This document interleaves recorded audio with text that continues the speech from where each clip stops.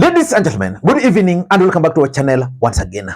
And it is my hope and prayer that the video is going to find you guys in good health. Personally, I am fine, as you can see.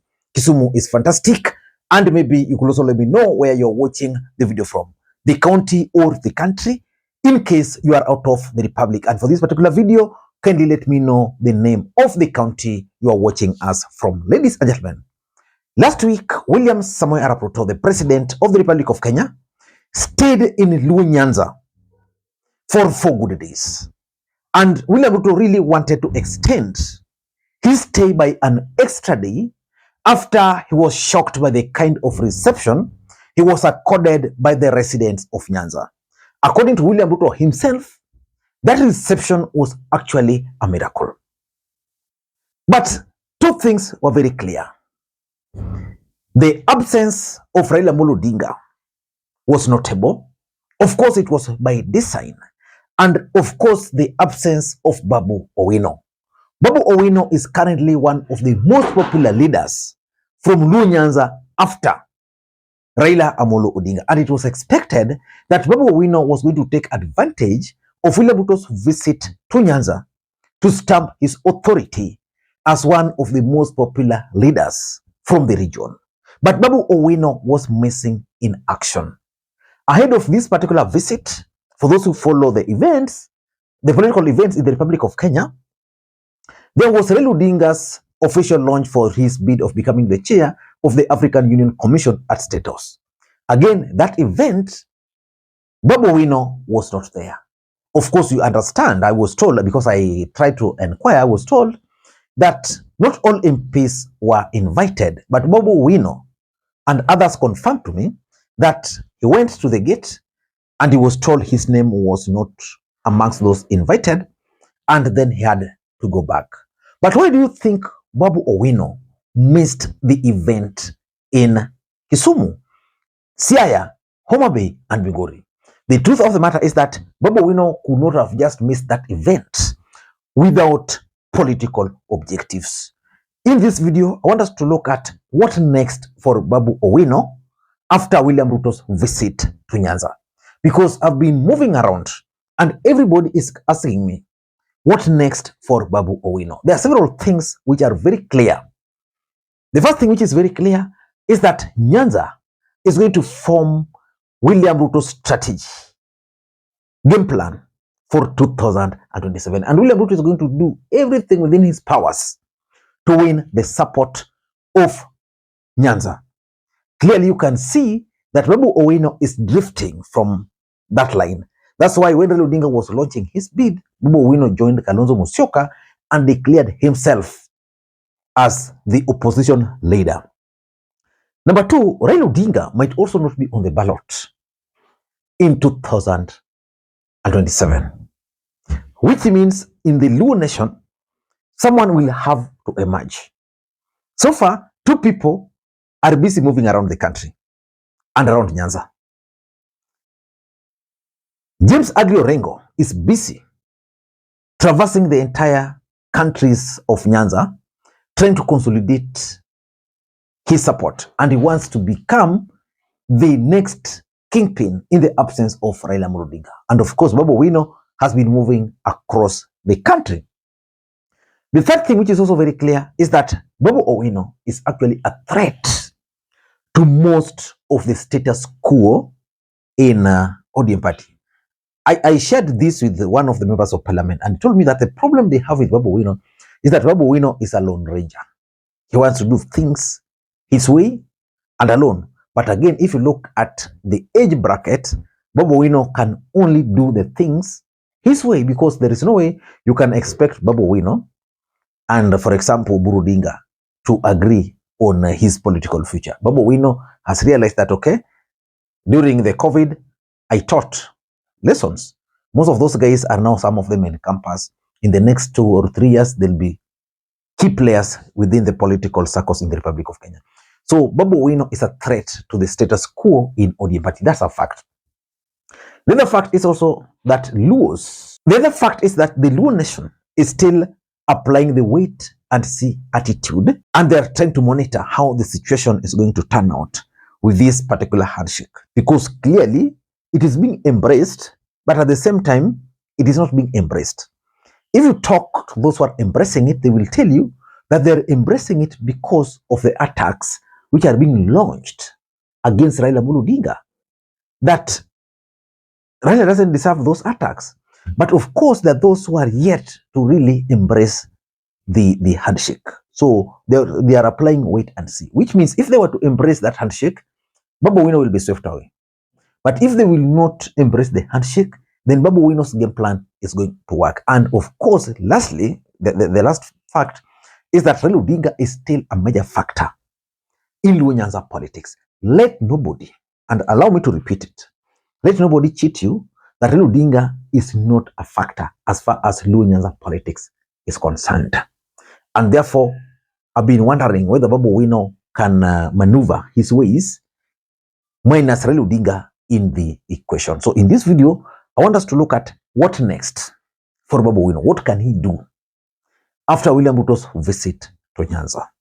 But before we do that, for those who are watching this channel for the first time, please take a second or two, click that subscribe button so that next time we produce a video like this, YouTube will automatically notify you. And to the subscribers, I want to continue thanking you guys for your continued support.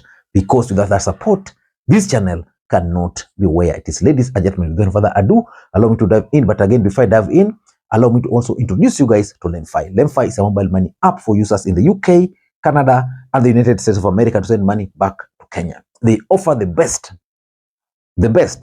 exchange rates, and the money will be delivered instantly into Mpesa account, Airtel Money account, and of course, directly into your bank account if you want.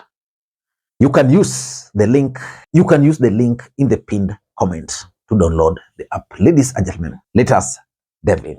Let me ask you, between Babu Owino, who is opposed to the handshake between William Ruto and Raila Odinga, and the other group, who are you with? Okay, let me put this question directly, and I want to target specifically the Luo Nation on this particular platform, excuse me, but I want to target the Luo Nation. Do you support the handshake between William Ruto and Raila Odinga? And can you vote for William Ruto in 2027 because of Raila Odinga? Let us just discuss that. Let's make this a bit interactive. Let us just, we will be reading the comments, responding to the comments, then coming up with our own conclusions. But for me, Babu Owino needs to do the following as a matter of urgency. Number one, Babu Owino must rally all the anti-William Ruto forces from Nyanza. How he's going to do that is something I still don't know. But the fact is, if you are to move around, William Ruto was in Nyanza here the other day.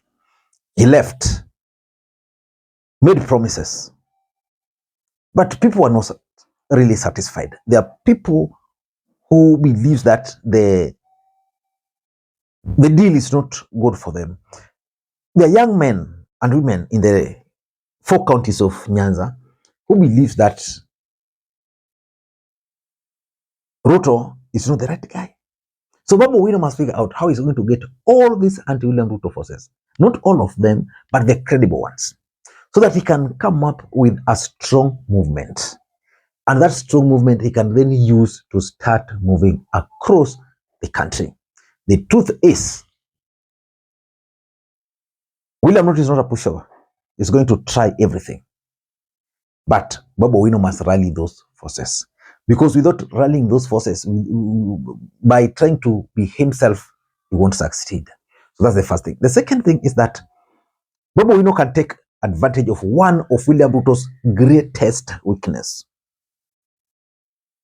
The weakness of Kenya Kwanza failures. You know, I don't know, but the truth is, William Ruto was in Nyanza, made promises, left, and today, nothing. William Ruto was in Kisumu here. I don't know the specific thing he launched and whether they'll be completed. I'm not so sure. So it means there are a lot of Kenya Kwanza failures which they can take advantage of. You see, what Morara is doing is fantastic. Babu Owino can start sensitizing the locals about some of these projects which William Ruto is promising and not delivering. He can even engage someone like Morara to move across the entire Nyanza, the way he did with that bridge in Ugunja, which was launched by the president, but nothing really. So he can focus on Kenya Kwanza failures, because the only reason Kenyans can vote for William Ruto is if he were to perform. So far, he has not performed. In fact, William Ruto's government is unpopular because there's a general feeling that they've not performed. So Babu can focus on those failures. Number three, which is very critical but requires resources, is that Babu can embark on Meet the People tour. He's good at this, attracting crowds, but Babu Owino must now escalate it. The challenge is he needs resources. But I'm not so sure whether, as we speak, Babu Owino can raise enough resources to conduct his political activities. But Babu Owino needs to come to Kondele. He needs to go to poster grounds in Migori. He needs to go to Homa Bay. He needs to go to Siaya, talk to people, address people, listen to what those guys are saying. That is the only way he can survive. And lastly, Babu Owino can play victim. I know so many members of parliament from the Luo Nation boycotted this event. I know, because I talked to them. They boycotted the event because of various factors. There are several factors. There are those who believe that, parliamentary leadership was given to UNET as the minority whip, and mainly they don't deserve that, those positions should have gone to see who and who. But Babu Owino can take advantage of this visit and say that he wanted to come, but he was never welcomed. That is being sidelined. I know he can come up with something just to play the victim cards. I don't know what you think, but that's my take. Until next time, this is Lee Makwiny. Bye-bye.